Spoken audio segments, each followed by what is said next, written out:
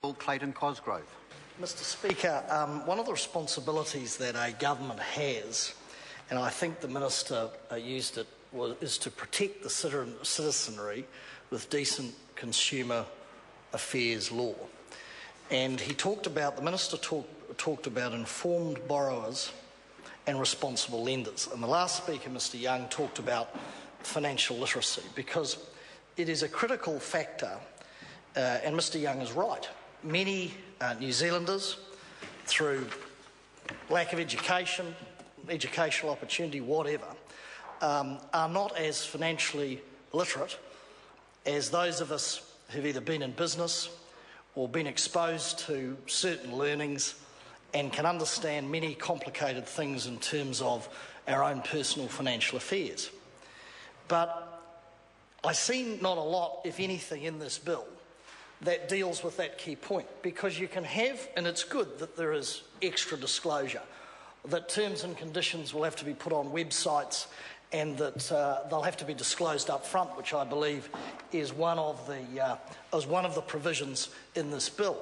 But that doesn't link and solve the problem if the person who has to wade through a whole lot of legalese and fine print and maybe even doesn't understand, for whatever reason, I mean no disrespect, doesn't understand the implications and the terms and conditions.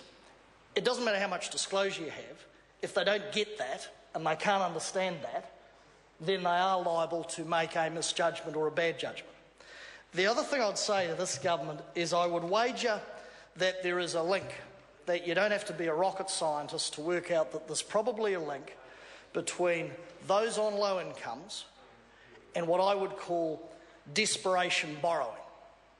Those on low incomes who may take great risks, who a bank won't look at them and need the money, not necessarily to go to the boozer or the pokies or whatever, not necessarily to use the money for irresponsible purposes, but a need to use the money to perhaps, say, look after the family or feed the kids or get the school shoes or whatever.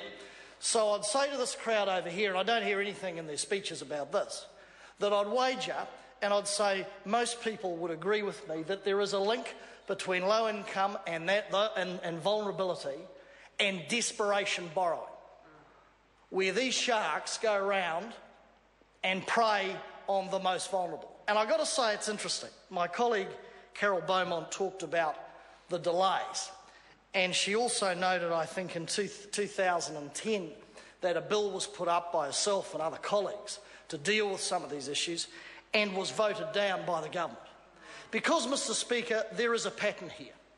There was another bill that dealt with consumer protection that I was a steward of as a Minister, Associate Minister of Justice when we were in government, and at that point it wasn't loan sharks, it was land sharks.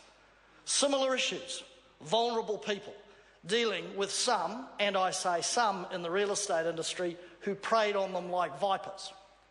And I draw that note, sir, because in that case, these folks now in government voted against that. And that was huge, as big as this issue, huge consumer affairs and protection legislation, where vulnerable folks, again, were being put in invidious and awful situations and were being preyed upon, and fraud was committed upon them. Same principles, whether it be loan sharks or land sharks. But they voted against that, and they voted against Carol Beaumont's bill in 2010. And for 5 long years, nothing happened. And for 5 long years, the most vulnerable, whether they be financially literate or not, have been exposed to mis and bad judgments and to these sharks. And this was such a priority that it was left to languish. Because I've got to say, you've got to walk the talk. And these folks, this National Party in opposition, voted against consumer affairs legislation, voted against it in government through Ms Beaumont's bill, and now they come into the House, and to be fair to them, it's not a bad hit, but it's 5 years too late. And what I say to Mr Young, because he's right, is, again, I come back, he makes a good point about financial literacy, because you can pass all the legislation you like, You can wrap everybody up in legalese, transparency, accountability, whatever you want to do, that's fine.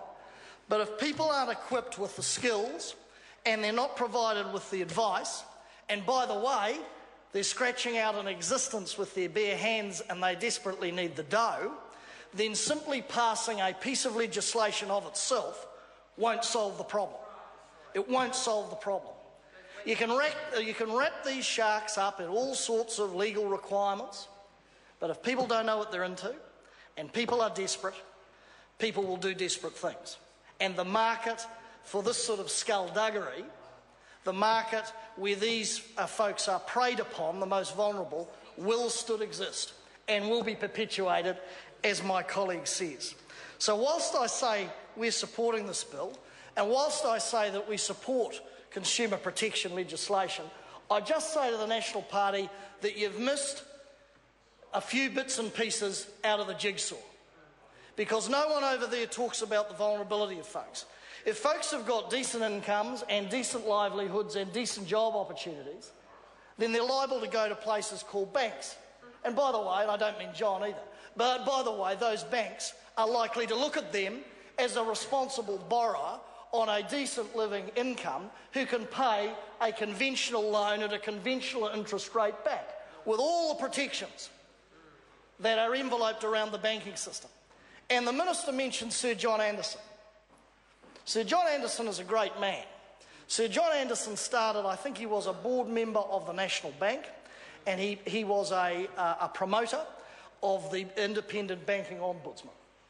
An independent banking ombudsman, which has its problems today, but I got to say was groundbreaking at the time it was put in place to deal with disputes around conventional banking. So I say to those, and I can understand why Sir John Anderson in, when was it, 2011, at this great summit that was called by the government, along with others, called for legislation. I can understand that because Sir John Anderson understands these issues extremely well and has had a track record and a history of dealing with issues in the conventional banking world and dealing with them, I say, pretty well. But then we move on 24 months and nothing happens and we get to this. So I say to the National Party, there are some good reforms in here. There are some good safeguards in here. What I would question, and it will be interesting at the Select Committee, to ask submitters, will this in practical terms work? Will this in practical terms deter the sharks? And will this in practical terms do anything to assist people to be extremely wary of those who would prey upon them, showering them in money and capturing them and exposing them to horrendous interest rates? And I note, for instance, they talked about Australia and bringing this in line with Australia, that Australia enacted similar legislation in 2009. So we are bringing it in line with Australia, but we're well over a day late and well over $1 short, 3 or 4 years behind them. And the interesting thing that is missing from this bill, that I understand the Minister is inviting people to comment on, are the issues surrounding interest rate caps to stop people exploiting those who are most vulnerable. So I say to the National Government, good attempt, not a bad piece of legislation, some good stuff in here. But I think even Maurice Williamson, who in his time I think has dealt with the odd consumer affairs issue, would agree with me that simply passing a set of rules of itself does not solve the problem.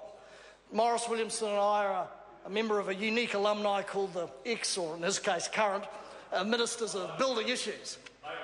And both of us over our time, the place is littered with ex-ministers, have had to deal with some of the issues around consumer affairs protection in that portfolio. And we know that simply passing a set of rules of itself does not solve the problem. I say to this government, if they're not prepared to lift people's incomes and get the most desperate onto wages that are livable so they can feed their families, then there will always be a problem of desperate people seeking desperate remedies and putting themselves in hock up to their eyeballs in order to get the basics for their families. Because people, it is not a truism to say that only those who act irresponsibly and spend their money at the local boozer or the pokies are the ones who are exposed to this. So I look forward to the Select Committee process. I look forward to hearing from the Minister and government members about how this, in practical terms, will deal with the problem of the most vulnerable. I call Julianne Gent.